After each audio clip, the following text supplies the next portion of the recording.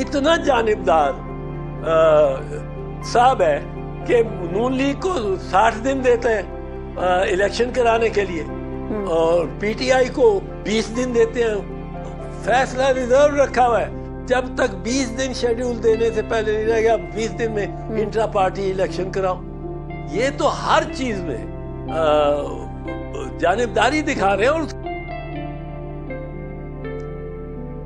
Supreme court उस हयात नाअहली पे मैं आ जाऊं, इसमें तो मैं समझता हूँ बल्ले का निशान तो हक है, फंडामेंटल राइट है हर उस वोटर का जो उस निशान पे वोट डालना चाहता है उससे। इसमें अब ये 4 लोगों की नाअहली के लिए तेजी से हो रहा है। और ये जो बल्ले का निशान का है जिसमें करोड़ा में की नाअहली होती है इसकी, उसको वो बैक लेन पे 300 किलोमीटर की स्पीड पे जा रहे हैं मियां साहब, उनके लिए रास्ते खुलते जा रहे हैं। और ये भी पीछे चल करती गाड़ी आ रही है कि जिसमें 3 करोड़ के लगभग वोटर्स के वोट का इशू है। मैं समझता हूँ चीफ जस्टिस से और मेरी इस्तदा सुप्रीम कोर्ट से है कि इस केस को जिसमें इतने ज्यादा लोगों का पब्लिक इंटरेस्ट इनमें है, पब्लिक इंटरेस्ट का केस ये निशान का केस है और फंडामेंटल राइट्स का भी ये केस निशान का। रही बात मियां साहब के केस की, वो तो बाद में भी उसमें फैसला हो सकता है। वो 4 बंदों को बाद में लिया जा सकता है कि वो उनको नाअहल किया गया। बहुत सारे मेंबर कैंडिडेट नाअहल होते हुए वो इलेक्शन लड़ते हैं, नाअहली का नहीं पता लगता। इलेक्शन के बाद नाअहली सामने आती है, अदालत देखती है, अदालत उनको नाअहल कर देती है। तो क्या वो इलेक्शन ही सारे खराब हो जाते हैं क्योंकि उसमें चंद नाअहल लोग भी आगे गुजर गए?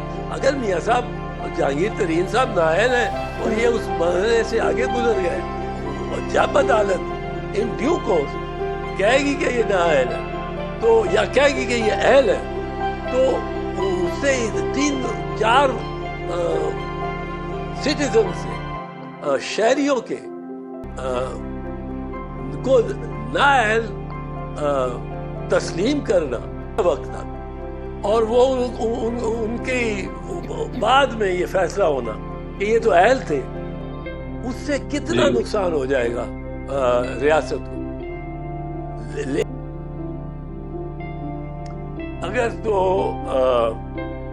ये फेयर एंड फ्री इलेक्शन हो जाए बराबर प्लेइंग फील्ड में, ये मैं देखता हूं कि स्टेबिलिटी आ सकती है। लेकिन अगर ये इसी तरह का ये इलेक्शन, इसमें हबीब साहब अजीब ही बात है और वो मैंने कभी सोचा भी नहीं था, मैं कभी सोच ही नहीं सकता था कि कैंडिडेट अपने कागजात लेके जा रहा है तो उसमें झपट पड़ेगा। परवेज इलाही की बीवी बेगम जा रही है, उसके विस्तार से भी अच्छी ले, ये किसने सोचा मंसूबा बनाया? और बड़ा बीमार ज़हन का शख्स होगा। फिर ये कि कैंडिडेट्स कोई ना जाने दो, अगवा कर, या कैंडिडेट चला जाता है तो तायीद कुनंदा, तजवीज़ कुनंदा और तायीद कुनंदा को उठा लो। और बंदे उठाए गए हैं, वीडियोज हैं। सलमान अकरम और राजा हमारे लाहौर के कैंडिडेट, वो पीटीआई के लाहौर के कैंडिडेट, वो जाके